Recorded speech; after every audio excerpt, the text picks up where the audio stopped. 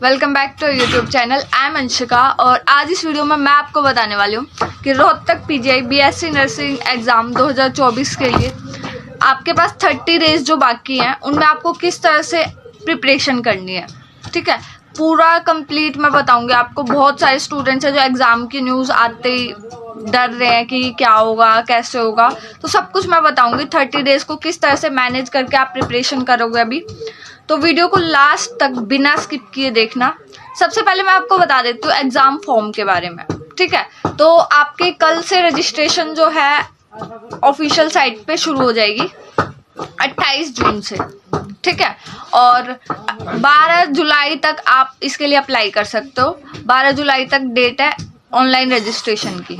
ठीक है, उसके बाद अगर मैं बात करूं एग्ज़ाम रजिस्ट्रेशन की फ़ीस की, तो वो unreserved category means general category के लिए है 1000 रुपीज़, और जो रिजर्व्ड कैटेगरीज है जिसमें बाकी सभी अदर कैटेगरीज आती हैं उसमें 750 रुपीज़ आपकी फ़ीस रहने वाली है। ठीक है, और 4 जुलाई को आपके एडमिट कार्ड डाउनलोड कर सकते हो आप, और उसके बाद 28 जुलाई को आपका एग्ज़ाम रहने वाला है। ठीक है, और उसके बाद अब शुरू करते हैं प्रिपरेशन की।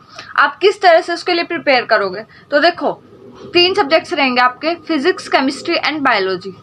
ठीक है, फिजिक्स की अगर मैं बात करूँ तो फिजिक्स की प्रिपरेशन करते हुए याद रखना मोस्टली जो एग्ज़ाम में क्वेश्चंस आते हैं वो न्यूमेरिकल नहीं आते हैं। न्यूमेरिकल आपको मुश्किल से 2 से 3 न्यूमेरिकल मिलेंगे एग्जाम में। ठीक है, तो जितना हो सके थ्योरेटिकल पोर्शन को क्लियर रखना, थ्योरी पढ़ना। फिजिक्स की भी सारी क्वेश्चंस थ्योरी से ही आएंगे।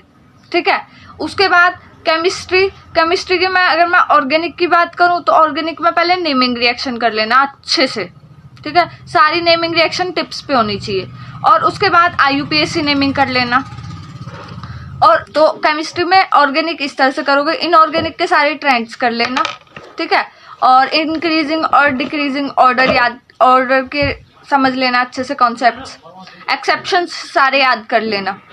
ठीक है, और केमिकल बॉन्डिंग जो चैप्टर है उसमें से bond order, bond strength, stability, ये सब अच्छे से कर लेना। ठीक है, इन पे ऑर्डर से आता है, इंक्रीजिंग ऑर्डर डिक्रीजिंग ऑर्डर पूछ लेंगे।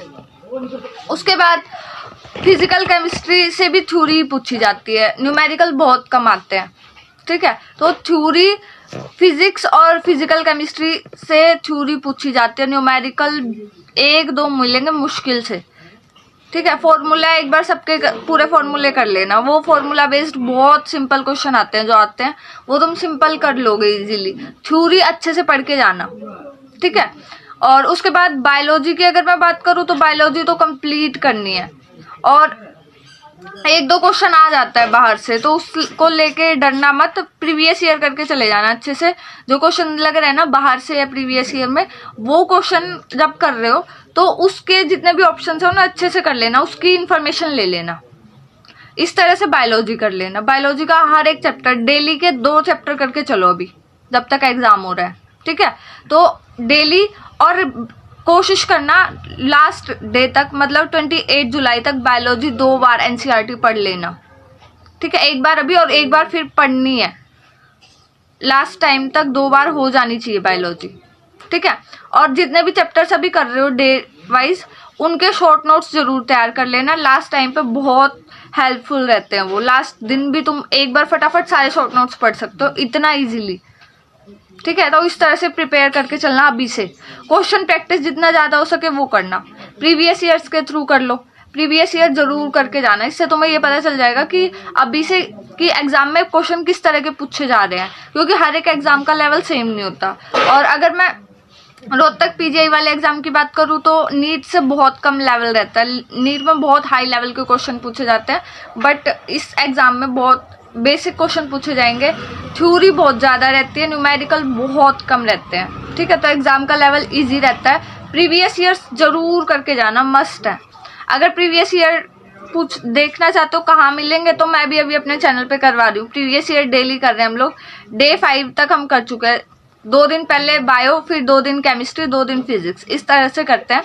या फिर जिस भी यूट्यूब चैनल से तुम्हें सही लगे, बस तुम्हें अपना सिलेक्शन लेना है। ठीक है, तो प्रीवियस ईयर जरूर करना। फिजिक्स के तो जरूर करना, तुम्हें पता चल जाएगा अभी तुम जिस तरह तैयारी कर रहे हो वो सही है या नहीं, तुम्हें किस तरह की तैयारी करनी चाहिए इस एग्जाम के लिए, वो तुम्हें पता चल जाएगा किस तरह के क्वेश्चंस पूछे जा रहे हैं एग्जाम में, ठीक है। और उसके बाद डेली के टारगेट सेट करो। अगर तुम्हें टारगेट्स नहीं मिल रहे हैं तो मैं वो भी अपने चैनल पे दे रही हूँ, मतलब स्टूडेंट्स ने बोला था टारगेट्स आप दो, मैं टारगेट्स भी डेली दे रही हूँ। आज ही हमने शुरू किया है, तो डेली आज के जो टारगेट्स दिए वो आज ही कंप्लीट करके सोने से पहले टारगेट्स पूरे होने चाहिए, ठीक है। सिर्फ 30 डेज की बात है, 30 डेज बिना किसी डिस्ट्रैक्शन के अपने फुल एफर्ट्स के साथ जितने एफर्ट्स लगा सकते हो ना उतने लगा दो। सिर्फ 30 डेज करना है तुम्हें ये सब, ठीक है। कम्युनिटी पोस्ट पे भी डेली एक क्वेश्चन पोस्ट करती हूँ प्रीवियस ईयर का, वो भी जरूर सॉल्व किया करो, ठीक है। तो वोट किया करो उसके लिए भी, क्योंकि देखो जो क्वेश्चन तुम कर रहे हो उससे रिलेटेड कॉन्सेप्ट तुम्हें पता होना चाहिए। और एक बात हमेशा याद रखना, जब भी तुम कोई क्वेश्चन गलत करते हो ना उसके बाद उसकी एक्सप्लेनेशन पढ़ते हो तो वो क्वेश्चन तुम्हें हमेशा याद रहता है, ठीक है। तो जितना हो सके क्वेश्चन लगाओ प्रीवियस ईयर्स। और अभी एक मंथ जो बचा है उसमें अपने बेस्ट एफर्ट्स दे दो, तुम जितने दे सकते हो 100% एफर्ट्स के साथ, बिना डिस्ट्रैक्ट हुए, बिना ये सोचे कि होगा या नहीं होगा, जो होगा बहुत अच्छा होगा। तुम बस अपने एफर्ट्स में कमी मत रखना, ठीक है। तो अब बिल्कुल नहीं सोचोगे होगा नहीं होगा, एग्जाम वाले दिन क्या होगा क्या नहीं होगा, सबके सब अभी प्रिपरेशन करेंगे। अभी एग्जाम फियर हो रहा है तो वो भी होना चाहिए, सबको हो रहा है वो, ठीक है। जितने बच्चे सब ये चीज फेस कर रहे हैं, एग्जाम न्यूज आते ही सबको फियर होता है, तो इस चीज को बिल्कुल डर के मत बैठो एग्जाम से डर लग रहा है ये सब हो रहा है, सबको हो रहा है, ठीक है।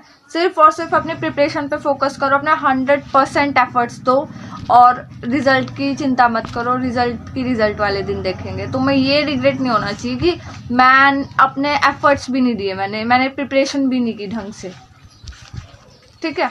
तो अपने 100% एफर्ट्स के साथ 30 डेज है लास्ट के, वो आपकी लाइफ के बेस्ट 30 डेज जाने चाहिए कि मैंने इस टाइम पे बहुत हार्ड वर्क किया था। जब भी आप आगे सोचो इसके बारे में, ठीक है, तो अपने 100% एफर्ट्स दो और तुम बिल्कुल कर सकते हो, ठीक है। और तुम करोगे भी, तो अपने पॉजिटिव एनर्जी के साथ फुल एनर्जी लगा दो, ठीक है।